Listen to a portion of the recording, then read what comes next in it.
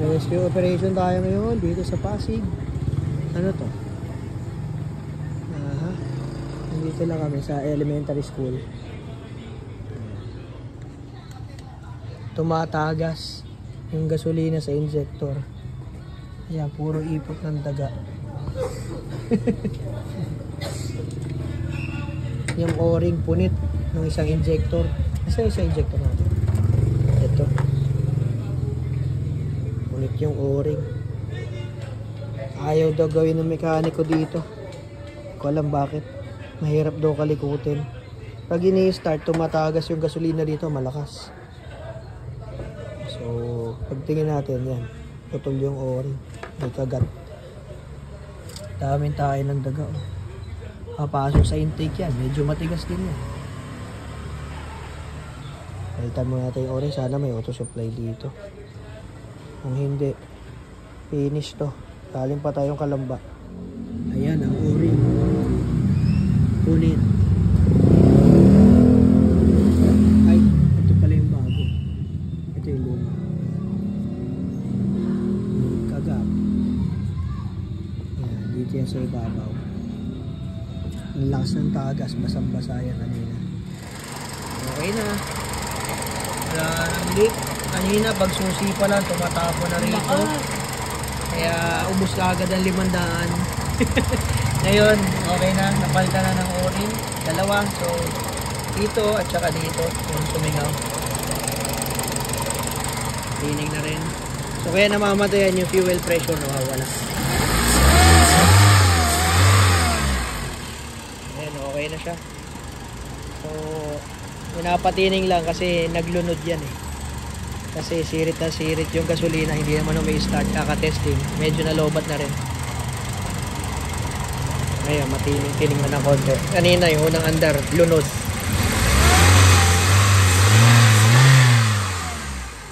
Alright.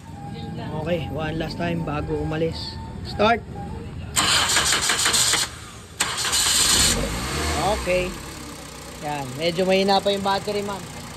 Kaya nagdalawang click tayo. Pero kita nyo, kumakagat na agad. Kanina click lang. Ano gagawin ko sa battery?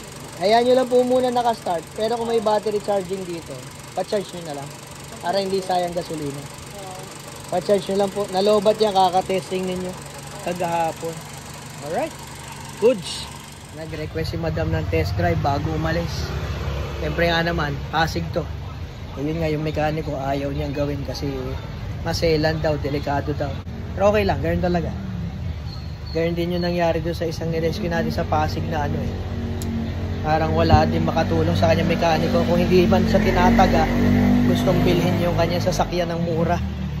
Kaya minabuti niyang humingi ng tulong na lang sa atin. At available naman. Ito naman kay ma'am, hindi naman natin mapahindihan kasi galing na siya sa shop kahapon. Naka-schedule na nga siya sa Saturday para pagbalik niya. Eh, gagawin na lahat ng nirecommend natin. Ang problema. Sige ma'am, samahan niyo muna. Dok, picture daw kayo na lang. Ay, sige po. Wait lang. Ayan na. Nag-request lang ng test drive si ma'am. Para makasigurado na bago kami umuwi ng Kalamba, eh makakarating siya sa Rizal. Sa Padilla pa kasi si ma'am. Wow! Shoutout. Shoutout siya. Best friend Melendez. Shoutout. Oh, geng geng. Ayos. Oh, batang geng geng. Geng sign yan. Alright, ito na yung Altis. Mukhang okay naman. Hindi tumawag sa akin habang nag-test drive. Last, start na natin bago umuwi. Okay. Uwian na to. Uwian na. Nakakapagod din yung traffic doon sa C5. Malastik. Okay naman. Nag-okay naman yung kotse ni ma'am. Yun ang mahalaga. Balik na tayo sa base. Buti na lang, hindi naman sobrang dami yung customer ngayon. Sakto lang. Hindi kagaya kahapon. Apaw. Yan, napa-overtime. So ngayon, maaga na tapos. Makakapahinga tayo ng maaga ngayon. Back to Kalamba. Let's go!